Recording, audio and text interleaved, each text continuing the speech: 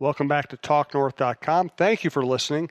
If you can, please download before you listen. It helps our business. I'd also like to thank our producer, Brandon Morton, and let you know if you'd like to sponsor this program or any of the programs on the network, you can reach me at jsouhan47@gmail.com.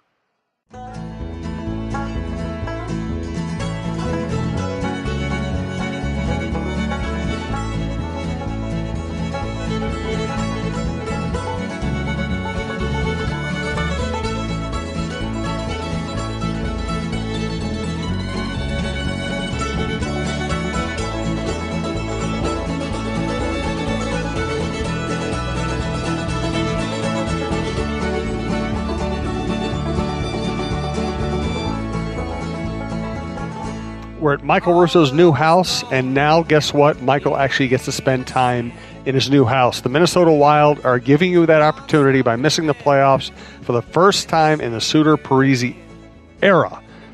What's this like for you? What's it like for them? Well, I'm sure it sucks for everybody. I'm not used to that. I'm studying up on draft lottery rules today. It's just obviously sucks. So, but look, this was pretty, to me, inevitable. I mean, they're just not good enough, and we saw it down the stretch. They just can't score, and that's the big question going into Tuesday's availability with Bruce Boudreau and Paul Fenton is who the heck's scoring for this team next year. A lot of pressure now on Paul to get free agents to make the proper moves this summer, because if this is the team that comes back next year, they're not just going to magically start scoring with another summer of maturity for the young guys. I mean, that's just not happening. So, as I've said to you all along, whatever you want to call it, rebuilding, not easy. It could lead to a lot of pain if the next moves aren't the right moves. This is the Russo-Souhan Show. He's Michael Russo of The Athletic. I'm Jim Souhan from the Star Tribune. This is part of the TalkNorth.com podcast network. Check out all of our shows, basketball, football, baseball. Of course, this is the hockey show. Thanks to our sponsors, Twill and Iditi Galleria, FixologyRepair.com, Tony Hoaglund, your State Farm agent in Champlin, and BiteSquad.com. Promo code is TalkNorth to get your first delivery from Bite Squad free. But even after that, keep using Bite Squad. They have supported the network. Please support them and all of our sponsors. So I do a lot of outstate radio hits, and the question I've gotten from everybody this week is, okay, does this mean, are they going to fire Bruce right away? And I said, coming from you, it sounds like even if they were going to make a change, they're probably not going to do it in the next 2 days. Yeah, I mean, if Bruce is not the coach here next year, there's other factors in play, which is what I reported in my story from Dallas, is that Bruce is not going to be fired by Paul Fenton or Craig Leopold unless there just comes to a point where when they're meeting over the next couple of weeks, they just don't want to do it again. And then there are going to be other factors involved, if that makes any sense. But Bruce Boudreau is 100% safe as we know it. He is going to be with Paul Fenton tomorrow. They, I'm sure, are going to be having all sorts of exit meetings here the next couple of weeks. But Craig Leopold does not blame Bruce for this, believes he's a great coach and wants him to return as the team. And then there's going to be other issues here. Paul and Bruce are going to have to meet and talk about a plan for the next year, because Bruce is entering the last year of his deal. And then again, this is just putting two and two together. I don't think Bruce is going to want to enter the last year of his contract. I'm sure his agent is going to want an extension. And then the question is whether Craig or Paul scoff at that, or if they actually understand why that would need to be done. This is not you never want a coach going into the last year of his deal, because when we write about it all the time, anytime there's any sort of stress, anytime they're in a losing streak with a bunch of days off coming up, you start to, get your radar up. And, again, and you know what, this is, I hate to say it, but with this locker room, they need to know that Bruce is coming back and that there's no excuses, that if all of a sudden they flounder next year, that they know that it's not on the coach. And I just think it's important not to have a lame duck coach. So we'll see. I don't know. I haven't talked to Bruce about this. I haven't talked to Paul about this. I haven't talked to Craig about this. But I've got to think that subject is going to come up at some point here in the next little bit. So the meeting's going to be Boudreau, Fenton, Suter, obviously. No, they're obviously. I think Paul. I think that Paul and Bruce are going to want to sit here and discuss this team. Break down everything. What went wrong this year? Why they couldn't score? Why they couldn't win at home? Why even strength? They were one of the worst teams in the NHL, especially since Paul began all his moves.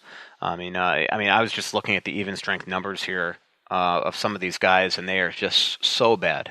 Kevin Fiala can't produce even strength. He has one goal, 1 point. Victor Rask, I think, had 2 points, even strength, 2 goals and an assist, even strength in his entire time here. Down the stretch, Zucker, 1 goal in his last 14 games. Stahl, 3 goals in his last 15 or 16 games. Cunningham, Greenway, none of these guys could produce even strength. Why is that? They've got to figure it out. Is it as simple as just not having enough depth, losing Granlund, Coyle, Niederreiter, having Koivu and Dumba being hurt? They've got to dissect what went wrong here and then figure out a way to fix it. And what concerns me is, I think we could all look at the free agents and assume they're going after Anders Lee. But Anders Lee, there's no guarantee, 1, that he would come here, and 2, that he's going to be a free agent. Pavelski, again, I think we could assume the Wild are going to go after him, but he's going to be 34. These are, and there's not a guarantee he's going to be a free agent or would come here. There are not a lot of guarantees this summer, so it's just going to be it's a huge offseason.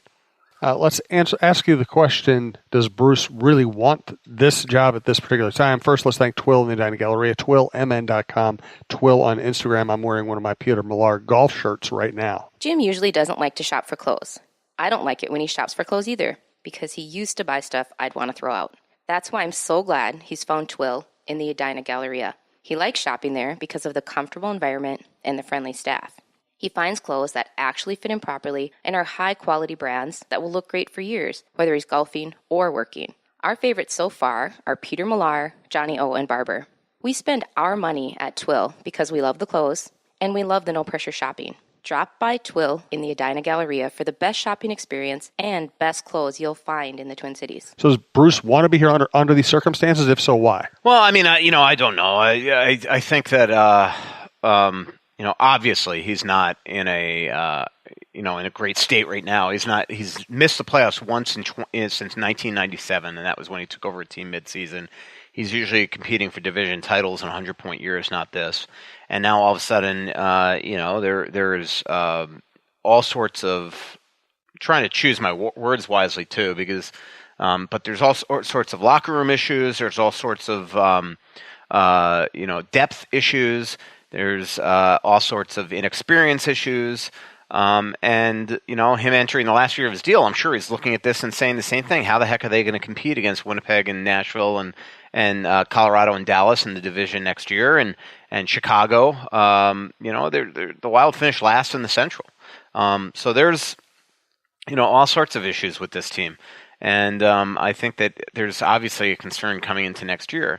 And then you, again, look at the fall-off of Zucker. You look at the fall-off of Eric Stahl this year. This is... Then you look at the fact that there's all these job openings in coaching. I'm sure deep down, Bruce probably is like, but and then the other issue is he needs to know that he's the coach. It was just so clear in the second half of the season that Paul's moves were dictating the lineup.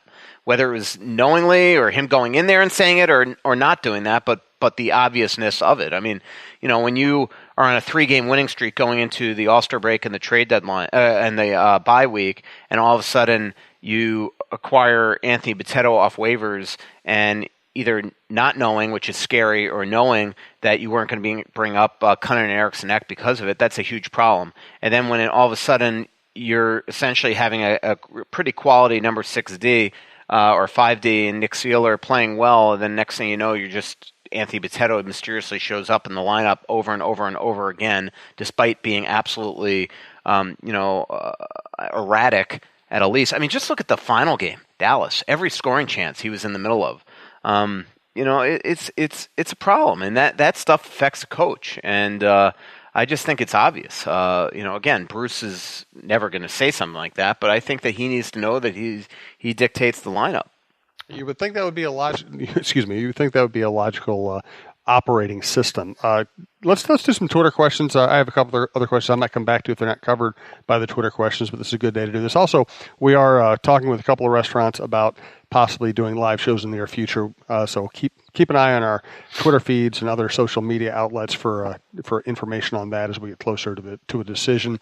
We do love doing live shows and seeing everybody. From General Source asked about Boudreaux. I think you answered that. From Kevin Luckow, given the connections to Minnesota and Paul Fenton, do you envision Phil Housley joining the Wild staff in some capacity in the near future? I mean, it's interesting. I think Bob Woods is in the final year of his contract, but he's been aligned with Bruce for a long time, and I think there's a relationship already established between Bob Woods and Paul Fenton, and I believe their wives as well. So I think that Bob definitely wants to come back. I think they'd love to have him back. But the question on Phil's interesting. I don't know what Phil's thinking.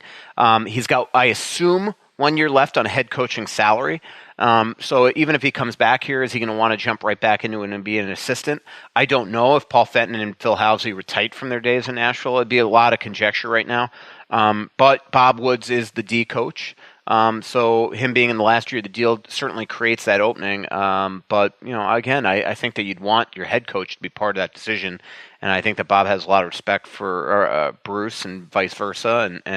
So I'm sure that, something will happen either way. And my guess it'd be hard to make Phil work into that, but we'll see. I mean, it's a Hall of Fame defenseman that lives right in the area. So it makes some sense, but a lot of it's whether or not there is a relationship between Fenton and him and whether or not Phil would actually even want to be an assistant coach in this situation. From Matty Ice, as of now, who do you think the Wild would sign this summer in free agency? I mean, if Anders Lee is available, I see them absolutely going after them. They have no shot at Panarin. I'm so tired of the question.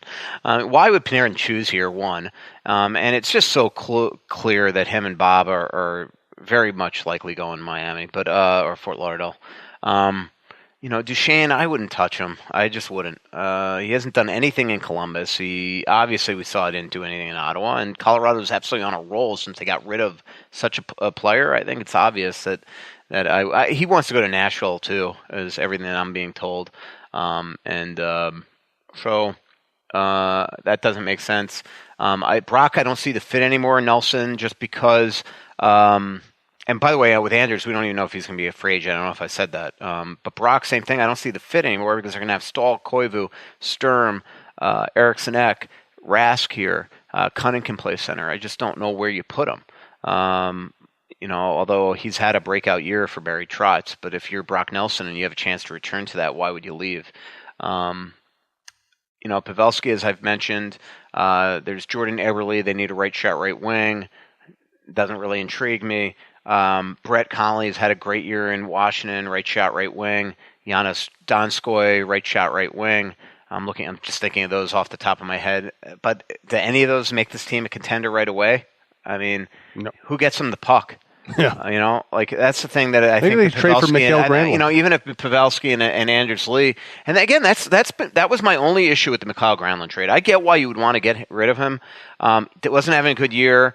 Not a $7 or $8 million player, but who's getting guys the puck now? And what concerns me is, look, I think we've talked all along that I just think that there was a point here where Nino, Coyle, even Granny, even Zucker at times, where Paul would have to eat into that. But the return's got to be right. And I just think it was so clear, just by the way that Paul talked about Fiala on the day that he was introduced here, game breaker, electric stick, that he had in his head that this guy was something that he is absolutely not.